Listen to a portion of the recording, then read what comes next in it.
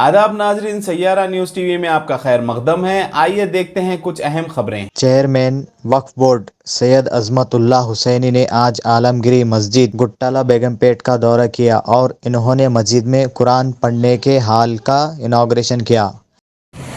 आज मुझे इस मुकाम पर फायद हूँ। मैं समझता हूँ ये मेरे लिए मौका नहीं है, मेरे लिए एक जिम्मेदारी है, क्योंकि हुकूमती इदारों में एक वाहिद इदारा है वक्फ बोर्ड, जिसको दुनिया में भी इसका जवाब देना है और आखिरत में भी इसका जवाब देना है।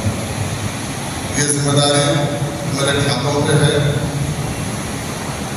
मैं अल्लाह से बार बार ये दुआ करता हूँ कि अल्लाह ताला इस जिम्मेदारी को बखूबी मुझसे हो सके निभाएं और ईमान से और ईमानदारी से इस काम को मैं कर सकूं। आप तमाम लोगों से गुजारिश है कि खासतौर पर आप दुआ कीजिए कि क्योंकि आप ही लोग मेरी ताकत है। आप लोग की ताकत, आप लोगों के दुआओं के बिना मैं ये काम नहीं कर सकता हूँ। मैं 2-3 चीज़ें, क्योंकि जिस हालात से वक्फ बोर्ड गुजर रहा है, आप अक्सर देखते हैं वक्फ बोर्ड जो एक लोग अपनी कमाई से, अपनी मेहनत से ज़िंदगी भर कमा के आज इस नफसा नफसी के दौर में भी कोई आज एक गज ज़मीन अपने भाई को छोड़ने के लिए राज़ी नहीं है।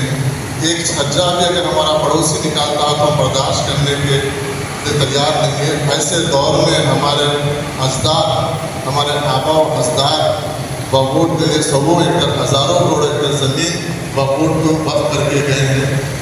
वो लोग तो वक्फ करके गए हैं अच्छी नीयत से, एक अच्छी नेक मकसद से भी, लेकिन उसको बचाने की हम सब की जिम्मेदारी है। यकीनन वक्फ बोर्ड उसका जिम्मेदार है, निगरानकार है, लेकिन पैसे जब वक्फ बोर्ड चेयरमैन। जैसा कि आपने देखा नाजरीन, क्या हो रहा है देश और दुनिया में। इस चैनल को सब्सक्राइब करिए, लाइक करिए, शेयर करिए और हमें दीजिए इजाज़त।